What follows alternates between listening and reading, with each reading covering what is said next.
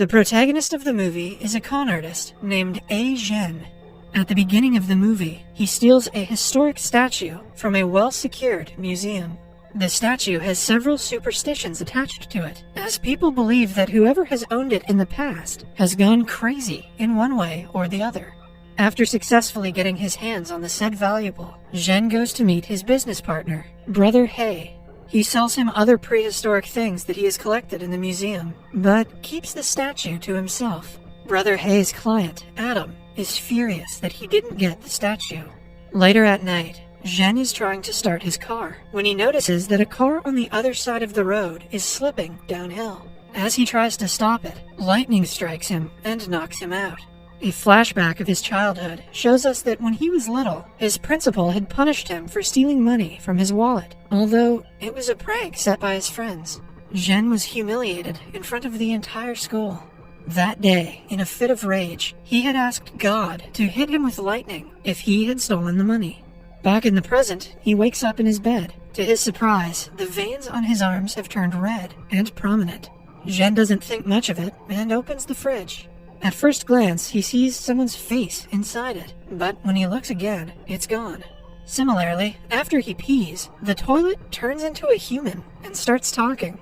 Zhen is beyond surprised. He walks out of the washroom but hears his couch talking. Even his cat asks him to get him a female cat.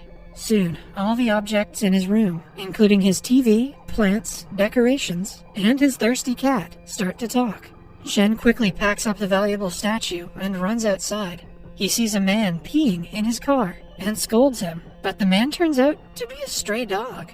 Zhen starts to believe that the lightning strike to his head has made him go insane. He hurriedly gets into his car and drives away in a rush. Some seconds later, his car turns into an old man and asks him to drive slowly. He sits beside Zhen in the front seat, smiling at him. Zhen stops the car and runs to a beach holding the bag that has the statue in it. When he opens the bag, the statue talks to him. The human form of the statue comes to life and calls Zhen out for stealing him. Following that, Zhen goes to the doctor to get his head checked. The doctor just so happens to be the principal who once accused him of stealing his money. When the doctor refuses to believe that Zhen can talk to things and animals, his computer turns into a human and talks to Zhen.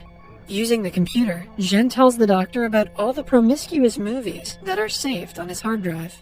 The doctor is left stunned. Now that the guy knows that he is a pervert, the doctor suggests that he go to a psychiatrist.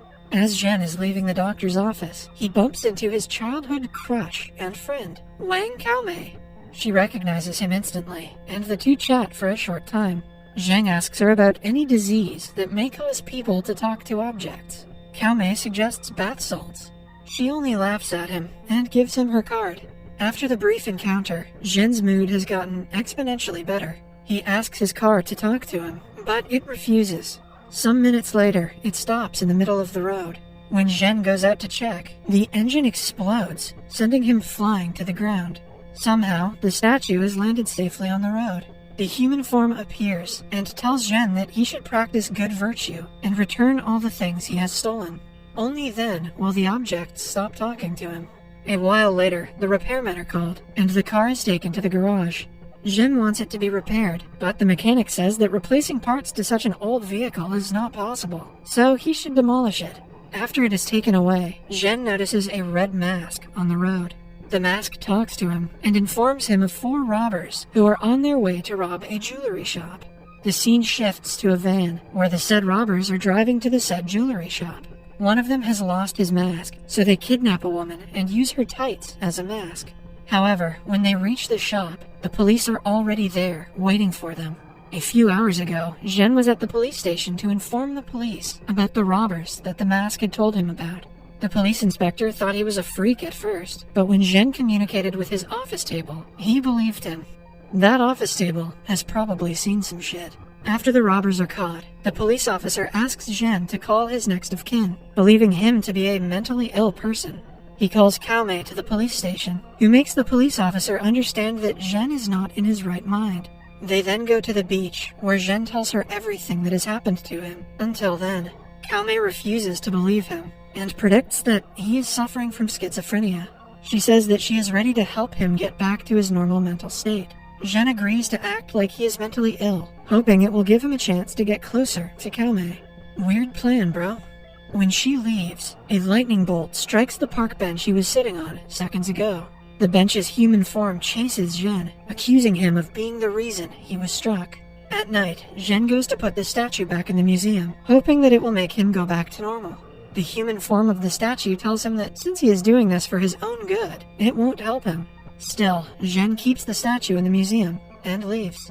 The next day, Brother He finds out that the statue was returned by the thief.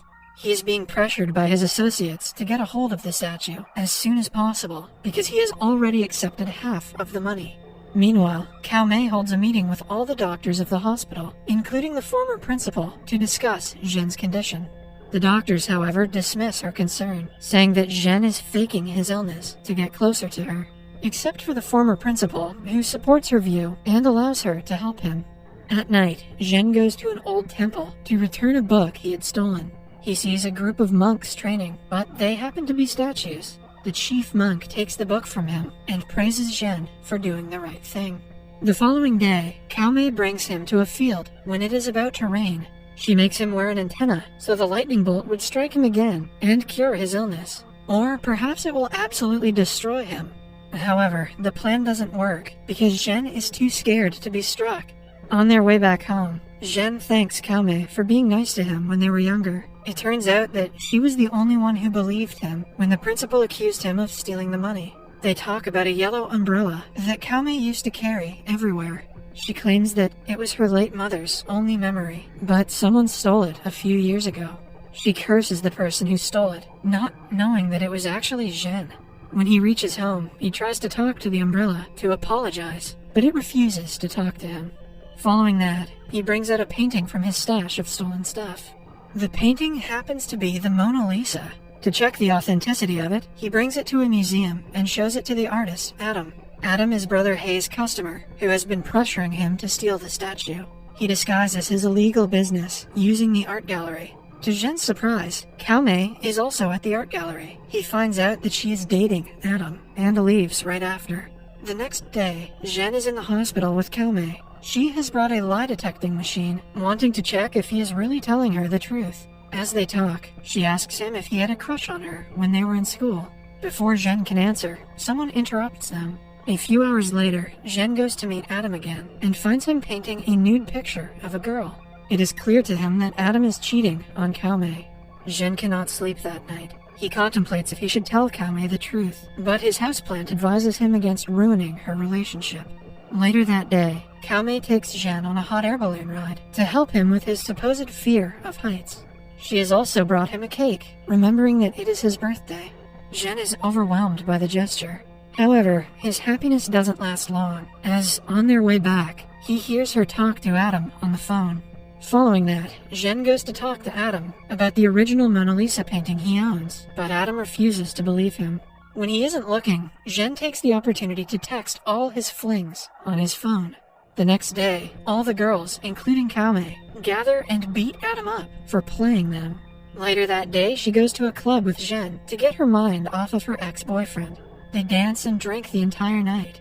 Zhen brings her to his house because she is too drunk to drive home. He quickly hides the umbrella so she wouldn't see it, and they spend the rest of the night watching TV. In the meantime, a jealous Adam goes to Brother He and shows him CCTV camera footage of Zhen talking to his phone and asking for the passcode.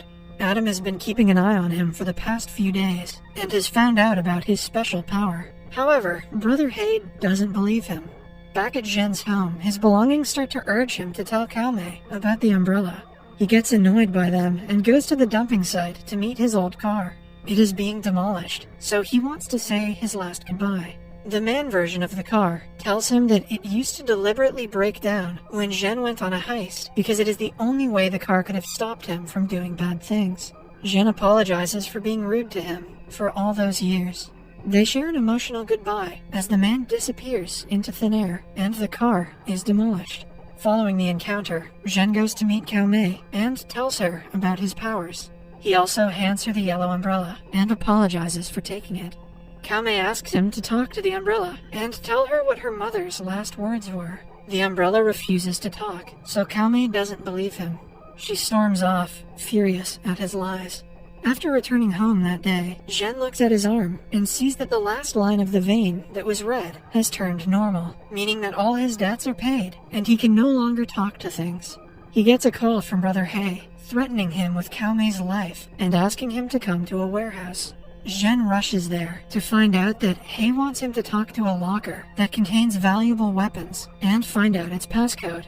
If Zhen fails to do so, he threatens to kill Cao Mei. She is hung from a height on the other side of the room. Zhen tries to communicate with the locker but cannot. He tells them that he has lost his ability. He is about to shoot him dead, but the police arrive just in time and save both of them. When Zhen returns home, he looks at his belongings and reminisces about their constant chattering.